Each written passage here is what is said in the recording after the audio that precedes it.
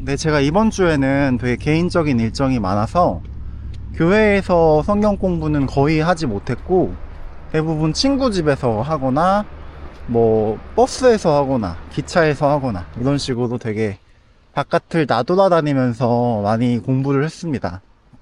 제가 지난주에 그 노르웨이어 드라마를 한번 봤거든요. 제가 옛날에 되게 재밌게 봤던 라그나로크라는 노르웨이어 드라마가 있는데, 그 내용을 제가 어느 정도는 아니까 그냥 한번 드라마 봐보자, 자막 없이, 이런 생각으로 봐봤더니, 물론 그때 제가 느꼈던 게 뭐냐면, 내가 진짜 아직 우물 안에 개구리다 라는 생각을 했어요. 그냥 맨날 그 신약 성경을 한글 읽으면서 노르웨이어 듣다 보니까 내가 점점 이 신약 성경의 대부분을 이해하고 있고, 이 신약 성경에 나오는 단어들을 알고 있고, 그리고 그냥 걸으면서 신약 성경 노르웨이어 들으면 내가 이 문장 이해할 수 있어, 이런 감각이 생기면서 되게 제 노르웨이어가 성장하고 있다는 느낌이 들었거든요. 근데 노르웨이어 드라마를 자막 없이 들으니까 정말 모르는 단어 투성이에, 모르는 문법 투성이에 막 난리인 거예요. 그러니까 나의 노르웨이어 실력이 아직 우물안 개구리구나 라는 걸 좀 느꼈는데요. 그래서 그 우물안 개구리라는 걸 자각을 하고 나서 이번 주에는 신약 성경도 했어요. 신약 성경은 대부분 뭐 걸으면서 듣거나, 걸으면서 들으면은 이제 신약 성경은 뭐 마태복음, 마가복음, 누가복음, 요한복음 계속 반복하면서 읽고 듣고 했기 때문에 그냥 걸으면서 들어도 그 문장이 어떤 뜻인지 이해할 수 있고 따라갈 수가 있거든요. 그러니까 신약 성경은 대부분 약간 이제 뭔가 한글 성경을 읽으면서 한다기보다는 좀 그 외적으로 걸으면서 하고, 뭐 그냥 이렇게 약간 한글 성경을 읽기 되게 귀찮을 때 하고, 이런 식으로, 그런 식으로 활용하고 있고요. 나머지 시간에 뭐 앉아 있거나 누워 있거나 서 있을 때는 한글 성경을 어디 부분을 읽냐, 구약 성서를 읽기 시작했습니다. 구약 성서는 신약 성경에 비해서 훨씬 분량도 방대하고요. 그 안에 나오는 인물도 훨씬 다양하고요. 그 안에 나오는 사건들도 훨씬 다채로워요.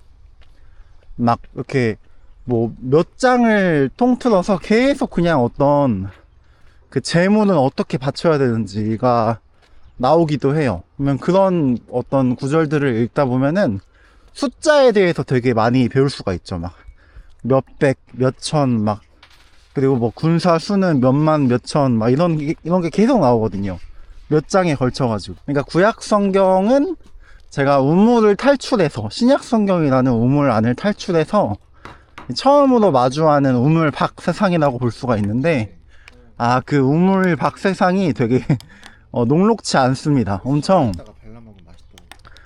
제가 신약 성경은 진짜 그냥 이제는 정말 거의 미리 한글 성경 내용을 알고 있다고 봐도 무방할 정도로, 그러니까 내 어떤 기억과 내 머리에 신약 성경의 그 내용이 먼저 떠올라서 그 먼저 떠오는 내용에 노르웨이어 소리가 들어가는 것과 거의 비슷하거든요. 근데 구약 성경은 처음 읽는 내용들이다 보니까 그 내용도 따라가야 하는데, 또 동시에 나오는 노르웨이어 소리들이 너무 모르는 단어도 많고,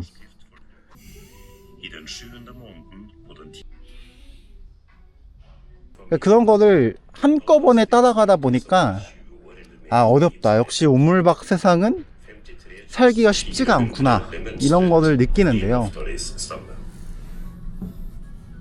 근데 또 그러면서도 하다 보면은 이게 적응이 됩니다. 그리고 약간 더 재밌어요. 신약 성경은 계속 그 똑같은, 예수님이 뭐 태어나서 뭐 이렇게 뭐 십자가에 못 박혀서 그 내용이 계속 반복됐던 거잖아요. 근데 그게 아니라 막 이집트를 탈출하고 막 세상이 막 창조되고 뭐 아브라함이 뭐 아들을 바치고 막 이런 내용들이 새롭게 나오니까, 그 안에서 내가 약간 그 신약 성경을 읽을 때, 그 우물 안에 있을 때, 이 단어가 이 단어인가? 이 뜻이 이 뜻인가? 막 이런 생각을 했잖아요. 근데 그러한 내가 좀 어렴풋이 알았던 단어들이 하나의 이야기마다 강조돼서 나오는 부분들이 있을 거 아니에요.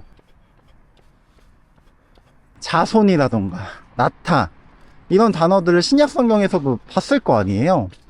근데 자손이나 나타에 관련된 엄청 강조된 이야기가 구약 성경에서 나오면 그 단어들을 제가 확실하게 알고 넘어가는 거거든요. 뭐 이제 그렇게 우물 밖에서 내가 생활하다 보면은 우물 안에서 어렴풋이만 알고 있던 것을 더 확실하게 알게 됩니다. 그러면은 우물 안에서 내가 신약 성경을 반복해가지고 했던 게 무의미하냐?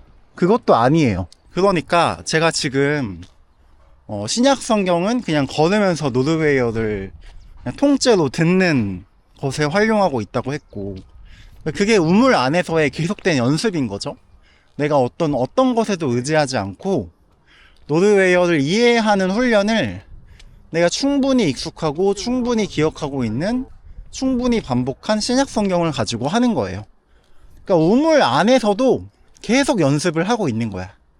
그 우물 밖에 나가서는 그 우물 안에서 한 연습을 바탕으로 새로운 세상을 구경하는 거거든요. 새로운 이야기를 접하고 새로운 단어들을 접하고 내가 어렴풋이 알고 있던 단어들을 확실히 알아가고 확실히 알고 있던 단어들을 새롭게 마주하고 이제 그런 과정들을 우물 밖에서 또 하는 거예요. 그러니까 이게 오히려 더 유기적으로 변한다고 해야 될까요? 내가 우물 안에서는 야 내가 최고야, 내가 노르웨이어 지금 장난 아니야, 막 신약 성경 다 이해해, 노르웨이어 소리 다 들려, 이런 느낌을 가지면서 막 되게 자만심이 넘쳤는데 막상 구약 성경을 읽으면서 뭐 노르웨이어 드라마를 보면서 내가 모르는 세상이 너무 많구나. 근데 사실 그렇다고 해가지고 우물 안에 어떤 내가 했던 훈련들이 전혀 무의미하지 않은 거죠. 그거를 내가 끊임없이 계속 활용하는 거예요. 그리고 이제 구약 성경을 하면서 되게 어렵잖아요. 이게 뭐 새로운 이야기를 이해하면서 완전 새로운 노르웨이어들을 따라가는 것 자체가 되게 약간 스트레스 받는 일이기도 한데, 그 과정이 좀 어렵고 약간 불편하다 싶을 때는 산책해가지고 신약 성경 노르웨이어를 듣는 거예요. 아니면은 그냥 신약 성경을 한글 성경 피고 한글 성경 읽으면서 노르웨이어 소리 듣는 거예요. 그러면은 그럴 때마다 느끼는 게 뭐냐면, 내가 그 우물 밖 세상을 조금만 잠깐만 나갔다 왔다가 우물 안으로 들어가면은 그 우물 안이 너무 편한 거야. 그 우물 안에서 내가 원래는 한번 뛰면은 우물에 한 반절까지 뛰었다고 치면 이제는 막 내가 막 우물 막 이렇게 벽 왔다 갔다 하면서 막 난리 치는 거지. 우물에서 막 춤추고 막. 그러니까 우물 안에서의 생활도 더 재밌어지는 거예요.